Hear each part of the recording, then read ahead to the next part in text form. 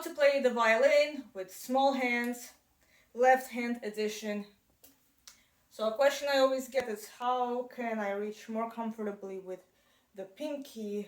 I have a small pinky, what do I do, right? In first position especially. And how can we play intervals such as tenths? So most of us with small hands, we do need to make some accommodations in order to handle the violin well. Hey, it's Langerman from Violinna.live, and in this video I'm going to go over 5 things you need to know about setting up your left hand frame, specifically for those of you struggling with the stretch in first position and especially half position, because that's where the distance between the perfect fourth interval between the first and fourth fingers is the largest. We want to develop a solid foundation not only for reliable intonation, but even more so we want to minimize tension in our hand when we play and really avoid the risk of injuries. And we do this through proper weight distribution in the hand. So now please be aware that the left hand setup is a little bit different for everybody. It's not a one-size-fits-all model. So everything that you're going to see me demonstrate in the video may or may not serve you 100%, because we all have different anatomy, we all have different hand size, we all have different finger lengths, and we also all have different ranges of motion. So if you are taking violin lessons now, please consult with your private teacher to help you with your individual setup, all right? So here we go. Number 1. We're going to start off with creating a proper alignment on the pinky side of the left hand. So what we're looking for is a straight line starting from the elbow, going up to the base knuckle of the side of the pinky. So you can use your bow to check if it's straight, which it is right now. So what we want to avoid, we want to avoid this, which I see a lot. See how my wrist is going off to the side? That can create a lot of problems, a lot of tension, and can cause injuries. We want to avoid going like this. We want to avoid that. We want to just create a nice straight line. Next, you want to also make sure that your 4 fingers are on top of the string, so you don't have the 3rd and 4th finger just kind of hanging out over here on vacation, but they are all on the string like this. See, I don't know if you can see. Okay, so your arm angle will change a little bit depending on what string you are playing on. So there will be small adjustments depending on the string, but for today we're going to do everything on the A string. Okay, so next, number 2. It's very important that we optimize the weight distribution toward our 3rd finger. This is extra important for those of you with extra short pinkies. So we're going to put down our 3rd finger, so I'm on the A string, so we want the note D, and we want to find a comfortable position, something that we can hold for a long time. Once you got it, then gently put the 2nd finger right next to it, okay, right behind it. And now what we're creating is we're moving the weight distribution in our hand towards the center of the hand. That's why we're starting with these 2 fingers. The 3rd finger, specifically, especially if your hands are really small, 3rd finger will be the most important for you. Number 3, we're going to do the proper alignment of the thumb. So for most people with small hands, it's ideal to place the thumb more or less around where our 2nd finger is. So the thumb placement is a little bit different for everybody. I know some people like to place it across from this finger, others somewhere in between these 2, which is, I think it's the most common based on what I've seen. And some people just, like me, place it across from this finger, especially if we are aligning all 4 fingers and doing shradik or something like that. I found that in order to reach the 4th finger most comfortably, I want to place my thumb out just a little bit higher, because placing the thumb just a little higher on the neck will allow for proper weight distribution, which will not only optimize this finger, as we just talked, but it's also going to allow the pinky to drop down in tune consistently, okay? And we want to also pay attention to the curve of the pinky, which we'll talk about in just a minute.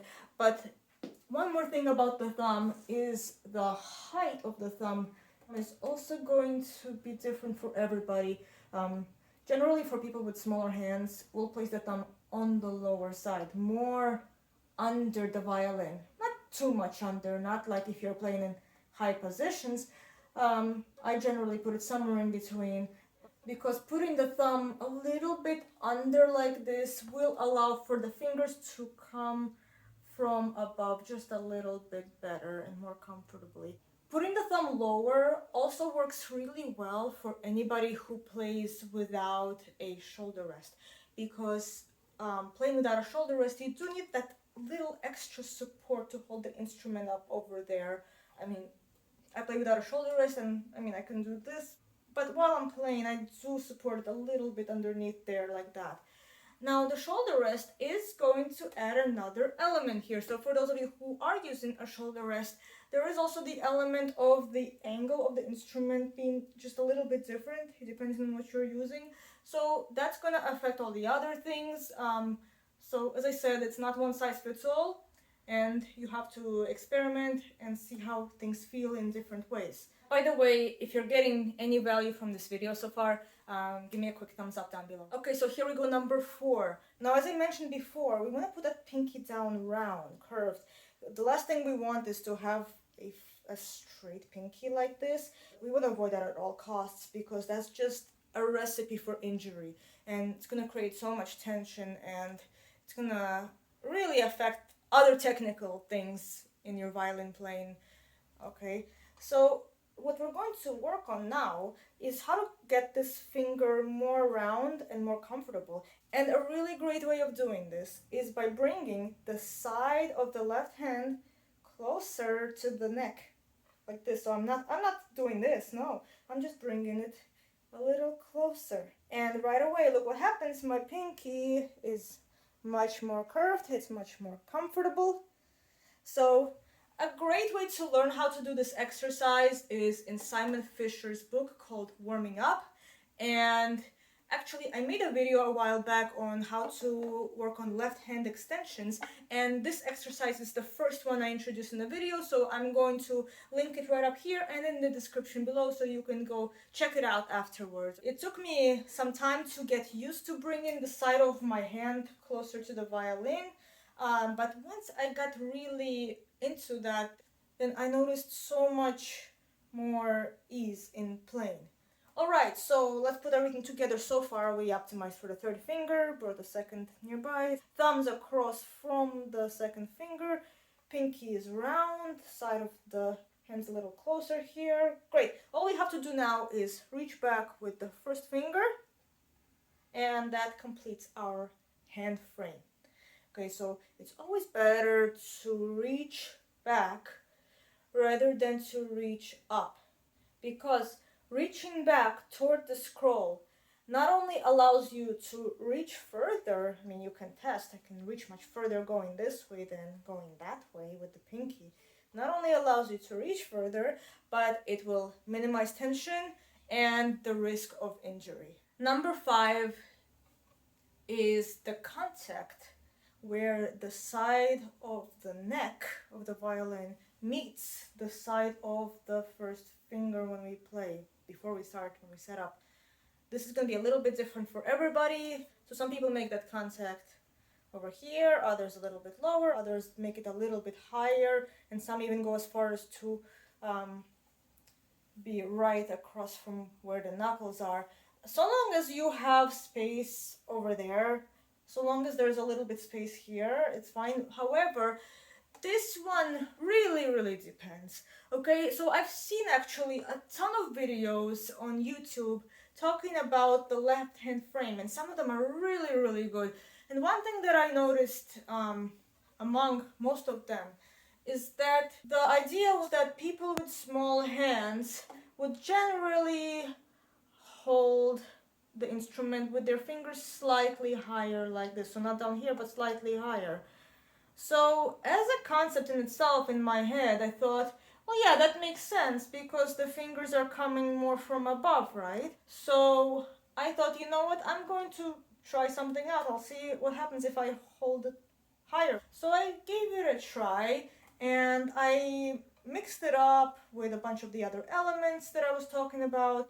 And then at the end, what was really surprising to me is that putting my hand higher actually did not do so well for me. I did much better when I put my hand just slightly lower, because I noticed that my hand was much more relaxed and I had more consistent dexterity. I was able to press a little bit lighter that way. And when I came from above so much, I discovered it actually created more tension for me.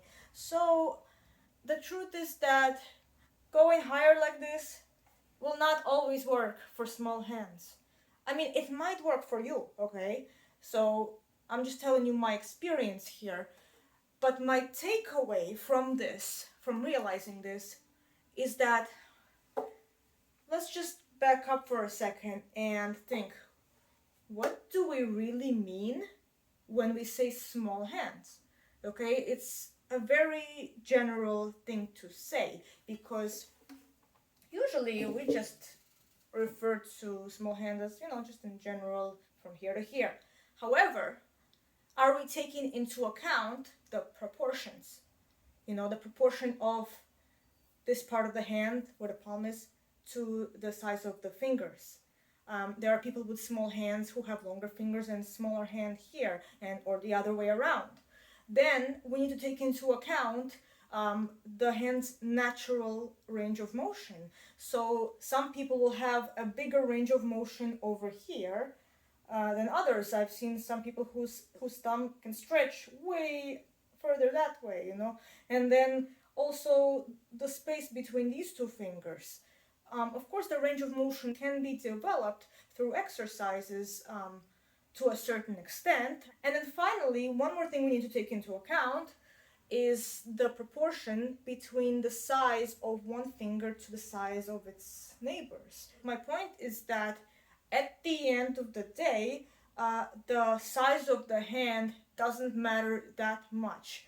What really matters is that we work on developing our dexterity, our range of motion, especially reaching backwards, and finally, really important that I keep talking about in all my videos is learning how to properly distribute the weight among the fingers so that all the fingers get a good shot. So if you work on those things, okay, dexterity, range of motion, and weight distribution, and put it together with all the concepts that I just talked about in this video, then you're going to have a really solid left hand frame. It's going to be reliable, and of course work on it step by step. Don't expect to be like an overnight success here, right? I'm always working on my left hand frame after many years of playing. It's something I always revisit. Sometimes I need to do some serious maintenance work. I'm sure many violinists watching this can relate, know what I'm talking about. Now, if you really want to work on developing your left hand flexibility, check out this video right over here I made about left hand extensions. Sign up for my bi-monthly newsletter. Don't forget to subscribe, and happy practicing.